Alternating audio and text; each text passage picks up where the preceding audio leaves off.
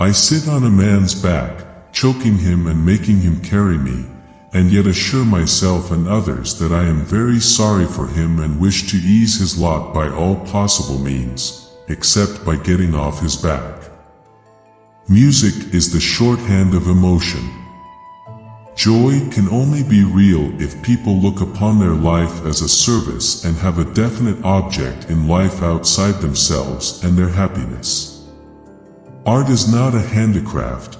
It is the transmission of feeling the artist has experienced. Without knowing what I am and why I am here, life is impossible. Historians are like deaf people who go on answering questions that no one has asked them. It is amazing how complete the delusion that beauty is goodness. The two most powerful warriors are patience and time. The sole meaning of life is to serve humanity.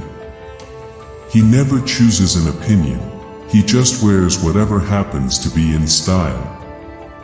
Truth, like gold, is to be obtained not by its growth, but by washing away from it all that is not gold. Man lives consciously for himself, but is an unconscious instrument in the attainment of the historic, universal aims of humanity. The chief difference between words and deeds is that words are always intended for men for their approbation, but deeds can be done only for God. Nietzsche was stupid and abnormal. The changes in our life must come from the impossibility to live otherwise than according to the demands of our conscience, not from our mental resolution to try a new form of life. The law condemns and punishes only actions within certain definite and narrow limits. It thereby justifies, in a way, all similar actions that lie outside those limits. Everything that I understand only because I love. Everyone thinks of changing the world, but no one thinks of changing himself. There is no greatness where there is no simplicity, goodness, and truth.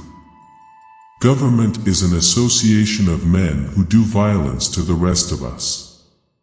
If there existed no external means for dimming their consciences, one half of the men would at once shoot themselves, because to live contrary to one's reason is a most intolerable state, and all men of our time are in such a state.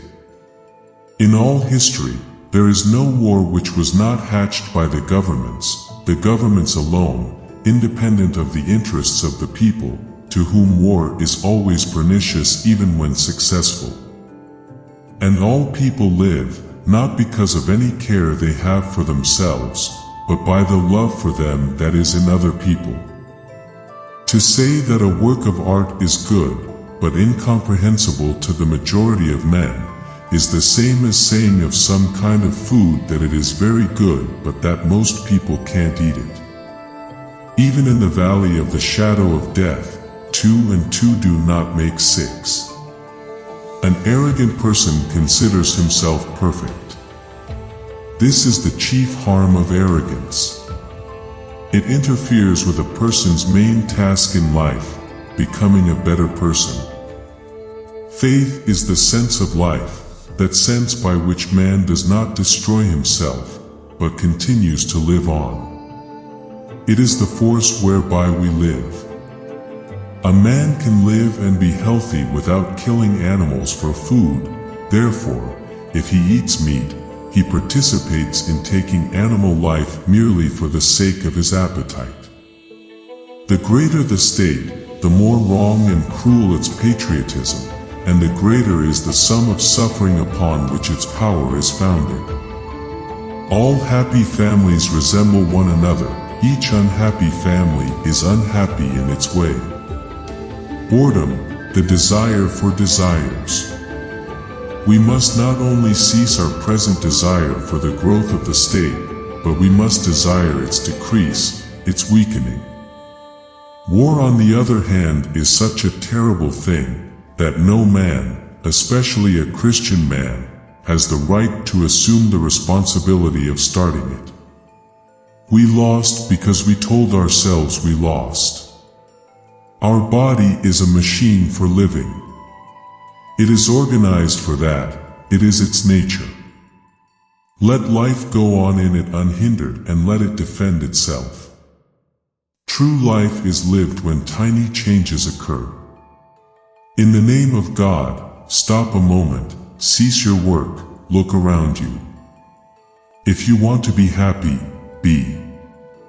War is so unjust and ugly that all who wage it must try to stifle the voice of conscience within themselves. One of the first conditions of happiness is that the link between man and nature shall not be broken. All violence consists in some people forcing others, under threat of suffering or death, to do what they do not want to do. If so many men, so many minds, certainly so many hearts, so many kinds of love.